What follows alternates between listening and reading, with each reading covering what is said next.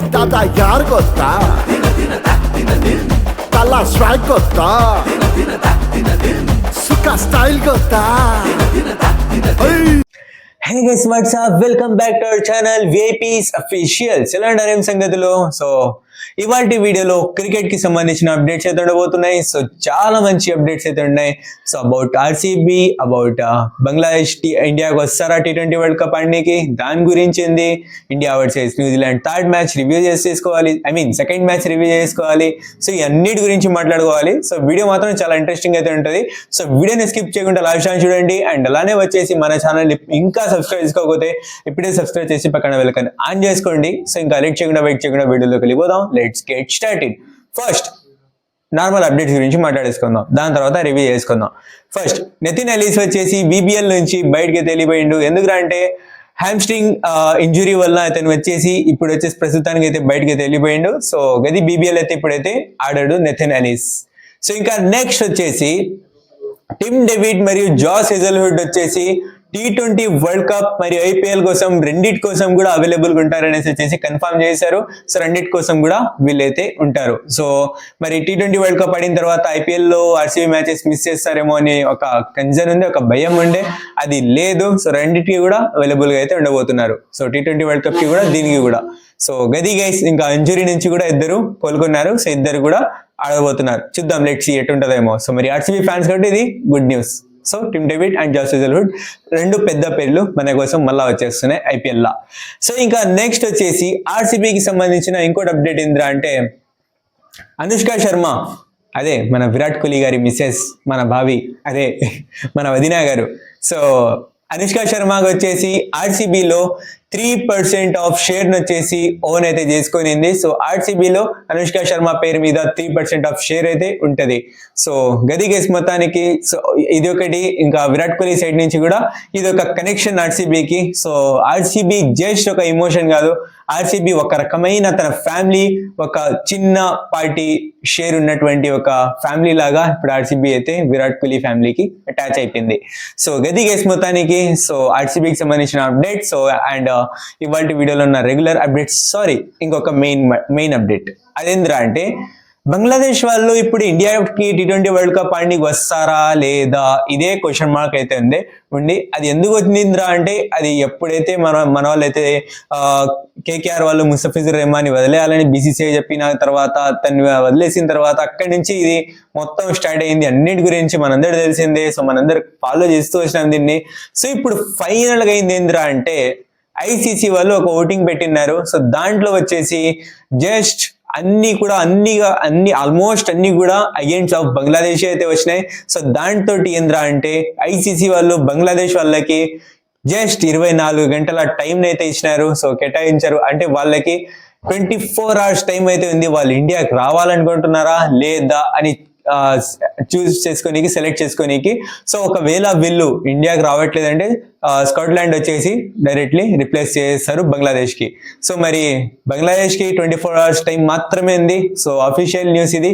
So మరి ఏం చేస్తారేమో చూద్దాం. నాకు తెలిసి బంగ్లాదేశ్ వాళ్ళు రారు. సో వీళ్ళకి ఒక అడ్వైజర్ వచ్చేసి చెప్పేసిండంట. సో అందరూ అంత టీం మొత్తం కూడా మేము ఇండియాకి పోయి ఆడాలి అని అనుకుంటున్నా కూడా, సో వాళ్ళ కెప్టెన్ వాళ్ళ టీం కూడా ఆడాలి అనుకుంటున్నా కూడా మరి వాళ్ళ టీం అడ్వైజర్ కి, వాళ్ళ బంగ్లాదేశ్ యొక్క అడ్వైజర్ కి మరి వాళ్ళకి ఏమైతుందేమో బోర్డుకి మరి ఇది తెలియదు కానీ సో వాళ్ళు వచ్చేసి రాకూడదు అనేసి అయితే అనుకుంటున్నారంట. సో దీనికంటూ కఠినమైన సమస్యలు వీళ్ళైతే ఎదుర్కోబోతున్నారు, ఇది మాత్రం కన్ఫర్మ్. సో మరి లెట్స్ సీ ఏమవుతుందేమో బంగ్లాదేశ్ క్రికెట్ ది ముందర. సో పాకిస్తాన్ గతనే అవుతుందేమో, మరి లెట్స్ సీ ఫ్యూచర్ లో ఏమవుతుందేమో చూద్దాం. సో ఇప్పుడు వచ్చేసి India versus New Zealand second match review చేసుకుందాం. సో మ్యాచ్ పూర్తిగా అయితే చూడలేదు. సో కొంచెం వర్క్ ఉండడం వల్ల దాంట్లో బిజీ అయిపోయినాను, కానీ మధ్యలో చూశాను మ్యాచ్. సో నేను చూసినంత మాట్లాడేసుకుందాం. సో ఫస్ట్ మన వాళ్ళు బౌలింగ్ స్టార్ట్ చేశారు. సో మంచిగా చేస్తున్నారులే బౌలింగ్, మంచిగా వికెట్స్ ఇస్తున్నారు కానీ అని చెప్పి అనుకున్నాను. కానీ దాని తర్వాత నుంచి కొట్టడం స్టార్ట్ చేశారు న్యూజిలాండ్ వాళ్ళు. సో కొట్టి 208 రన్స్ వచ్చేసి బోర్డు మీద పెట్టేశారు. సో ఇంకా దాని తర్వాత చెయ్యలేరేమో అన్న ఒక ఇది భయం అయితే నాకైతే ఉండింది.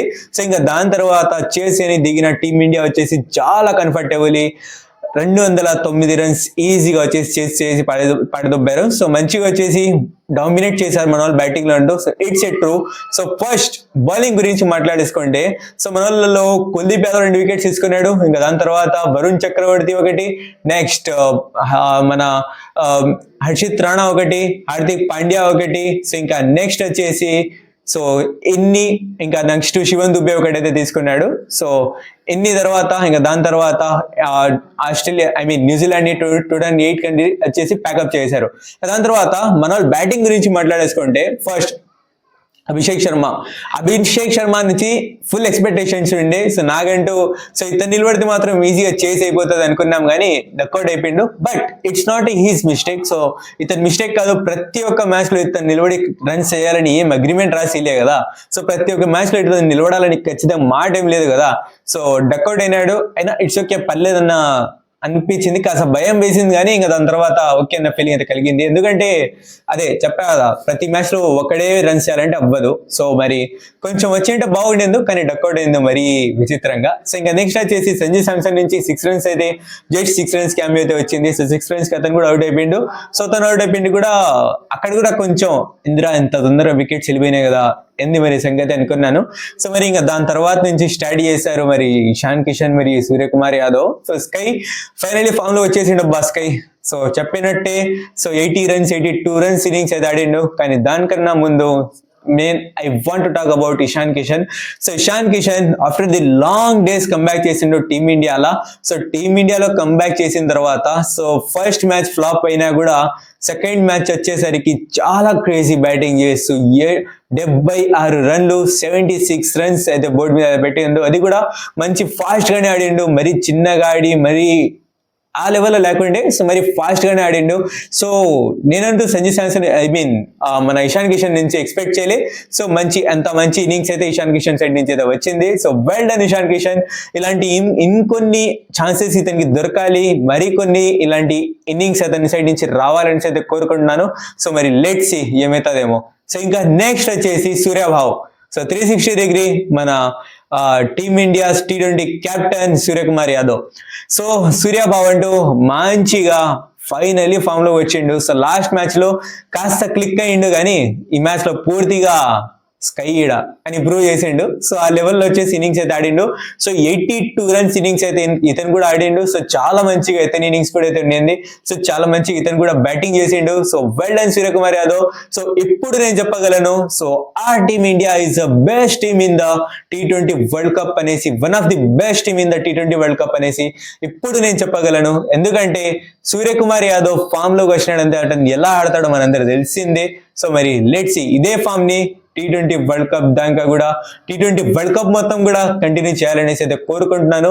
So last match final match గెలిచేసి ఆ వరల్డ్ కప్ ని మన వెళ్ళనివ్వకుండా మన డిఫెండ్ చేసుకుంటే ఆ వరల్డ్ కప్ వల్ల మన కాడ పెట్టుకుంటే బాగుంటుంది అనేసి అయితే అనుకుంటున్నా. సో ఇంకా నెక్స్ట్ శివన్ డుబే లాస్ట్ కి వచ్చిండు. సో ఇంకా అతను వచ్చి ఒక చిన్న కెమియో అయితే ఇతను కూడా ఆడిండు. సో మంచి 30+ రన్స్ అయితే చేసిండు. 36 రన్స్ ఇన్నింగ్స్ అయితే ఆడిండు. సో మంచి క్యామియో మంచిగా వచ్చి ఫినిషింగ్ చేసిండు. సో మంచి క్యామియో అయితే ఉంది ఇతని సైడ్ నుంచి కూడా, శివన్ దుబే సైడ్ నుంచి కూడా. So well done Shivam Dube. So చాలా మంచిగా వచ్చేసి బ్యాటింగ్ ఇతని సైడ్ నుంచి కూడా ఉంది. సో ఇలాంటి క్యామియోస్ మరికొన్ని రావాలి.